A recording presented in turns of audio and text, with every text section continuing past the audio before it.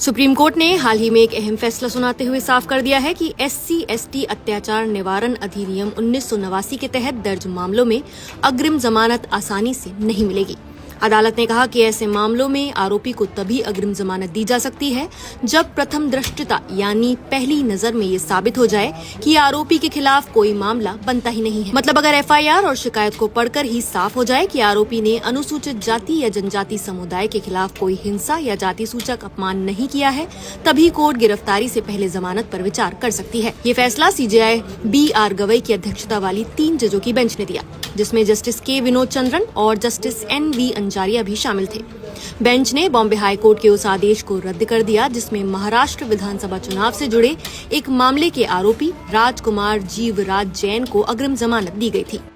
इस मामले में शिकायतकर्ता किरण ने आरोप लगाया था कि 2024 के विधानसभा चुनावों के दौरान घुले जिले में एक झड़प हुई जिसमें दलित परिवार पर हमला किया गया और जाति सूचक गालियां दी गई।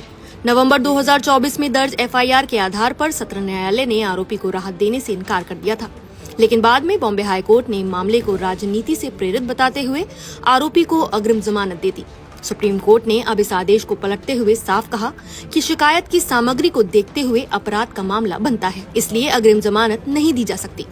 अदालत ने अपने आदेश में SC/ST एक्ट की धारा 18 का भी जिक्र किया। ये धारा साफ तौर पर कहती है कि इस अधिनियम के तहत दर्ज मामलों में दंड प्रक्रिया संहिता यानी CRPC की धारा 438 जो अग्रिम जमानत से जुड़ी है लागू नहीं होती।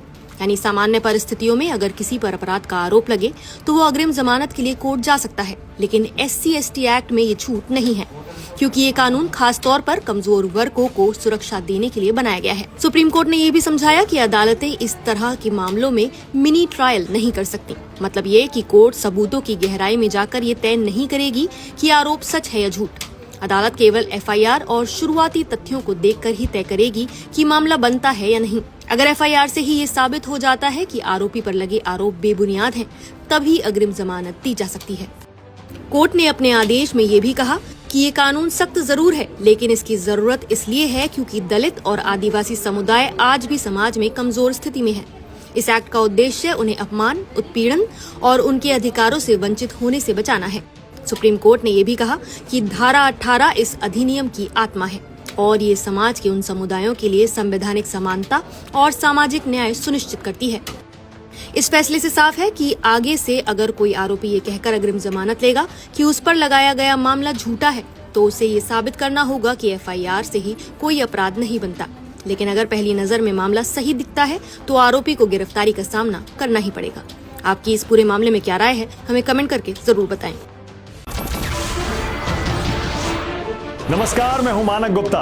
अगर आपको हमारा ये वीडियो पसंद आया हो तो इसे लाइक और शेयर जरूर करें और हाँ, हमें सब्सक्राइब और फॉलो करना ना भूलें ताकि आप देश और दुनिया की कोई खबर मिस ना करें। तो जुड़े रहिए हमारे साथ और देखते रहिए News 24।